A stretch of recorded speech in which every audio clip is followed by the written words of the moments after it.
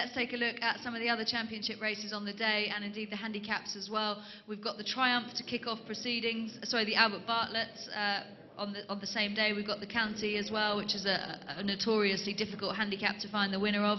What are we looking at elsewhere on the card, Mick? I just think Calypto in the Triumph is a horse who's been very impressive in his wins. He beat a horse called Activio, who came out and trounced the opposition in the Adonis the other day at Kempton. I think that's very good form. This horse beat older horses as well, convincingly. He's a very good traveller. He's got absolutely no problem with good ground. And I just think that he could be a bit of value. I think he's, what, 5 or 6 to 1? 5 to 1. 11 to 2 in places. And I think that is outstanding value for a horse who's almost proven. And, you know, for me, I think, you know, of all the favourites throughout the whole week, I think this horse is probably the strongest. Yeah, I agree 100%. This is, if you're going to do one thing before you leave here tonight, open your betting account and back Calypto, because Calypto each way at 5 to 1 could be stunning value. We mentioned this the other night, but Le Rocher might not run. If the ground dries out, all of Le Rocher's form is on very soft ground, and they might save this horse for Aintree, which means that Calypto would be half the price he is today. I did a preview the other night with his jockey, Daryl Jacob, and I asked him, because all Calypto's forms on soft ground, is there any worry about the ground? And he said he would be better on better ground. And his 2 wins have been so impressive. He hasn't come off the bridle. I think he's great value at 5s, and for those of you that trade as well, if there's going to be one horse that's coming there swinging, it'll be Calypto. So if you don't want the risk, you can trade out. Mick, anything to the handicaps? I've already mentioned Cheltenham in the County. Has got to be yeah, one well, in there. I'm a huge fan of Cheltenhams. I think, you know, he's a very good horse at the festival. Again, he's a previous festival winner. He won the bumper round there. He's still quite well handicapped. And Philip Hobbs said that the horse blew up in the Betfair hurdle. He blew up and he finished a good 4th.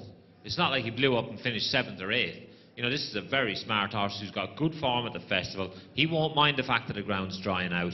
And I think, you know, I'm not sure what price he is now, but he was 20. He was 20s when I backed him earlier in the week. That's what you want to hear, isn't it? He's only going to win now.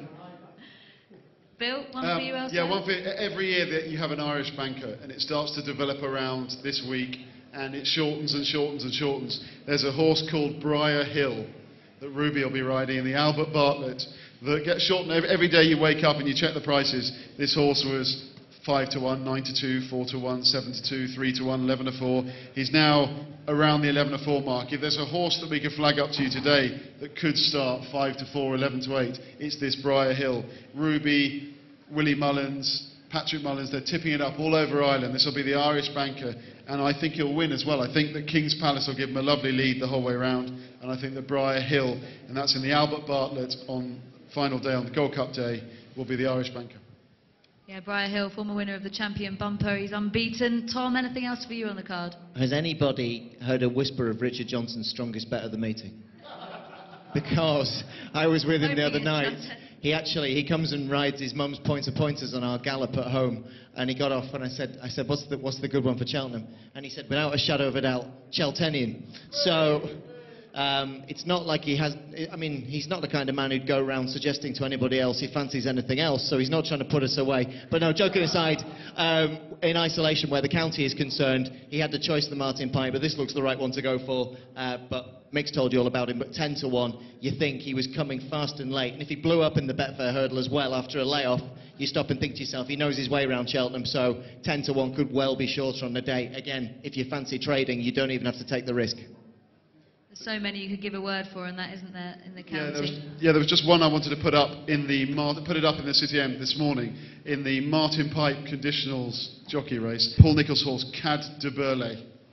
I'm not saying it'll win, but I'm saying it won't start 16 to 1. It'll be ridden by Harry Derham. If you want the value, take this. This will start single figures on the day.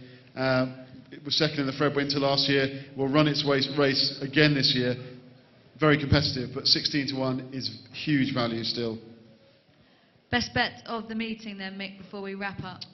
Fox Rock for me, and I think Annie Power. If you're looking for a shorty, I think Annie Power will win, but I think Fox Rock is my nap. Bill's banker? I'm going to put a random one up, but I genuinely believe that if First Lieutenant lines up in a Gold Cup on good ground, I would have the biggest bet of my life on it. Sounds good to me. Tom, one for you? I could go with half the sentence. First lieutenant in the Ryanair, over 2 mile 5. God willing he lines up there, because as week by week by week has gone by throughout the winter, I've been shoveling it on more and more and more. So please God he lines up in the Ryanair. Somebody ring Michael O'Leary and tell him to do the decent thing.